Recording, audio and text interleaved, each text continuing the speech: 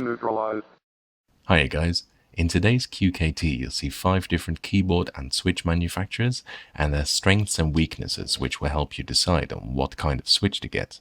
Last time we looked at what tactile, linear and clicky switches are and what kind of category might be good for you, and now we're going to narrow it down further. First off is Cherry, who are most well known for their MX switches. They control the vast majority of the market simply because they're still in production and they're readily available, so you can get a brand new keyboard with Cherry switches without any problems.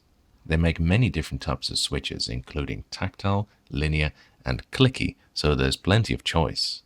Unfortunately, Cherry switches aren't that well designed, so they're not very good, and the quality is really being skimped on nowadays.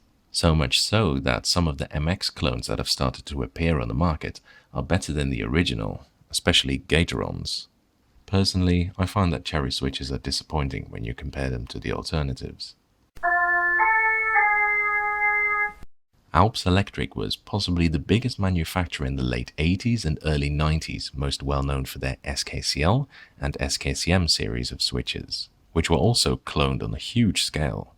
These are no longer being made, but you can find tons of second-hand Alps boards on eBay or in your granny's garden shed perhaps.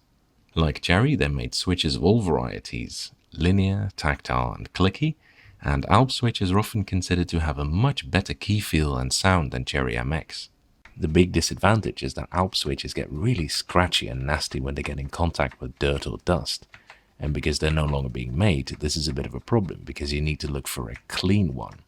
If you do find a clean one though, you'll find Alps are really nice and satisfying. I myself count many Alps switches among my favorites. Matias is a small keyboard manufacturer who still make brand new Alps-inspired switches.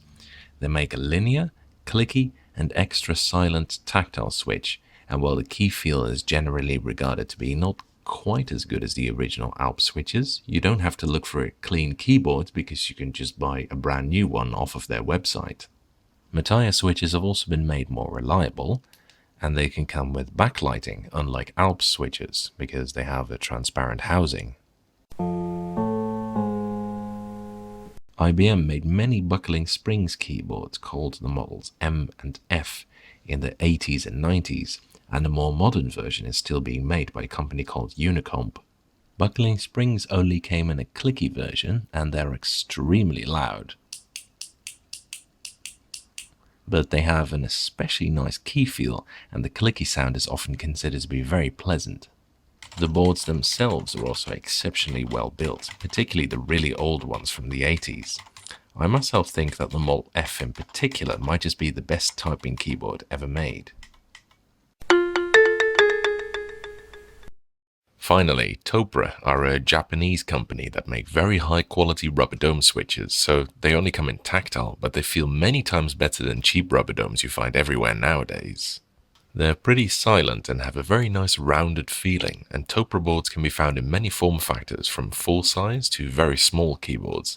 However, Topre boards are invariably very expensive, up to twice as much as other mechanical keyboards, so if you want one, you'll need to shell out a bit.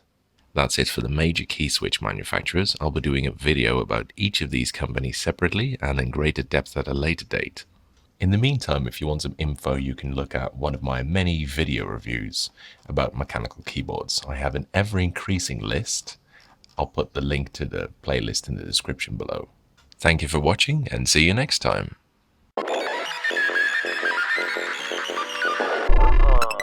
Unit has been neutralized.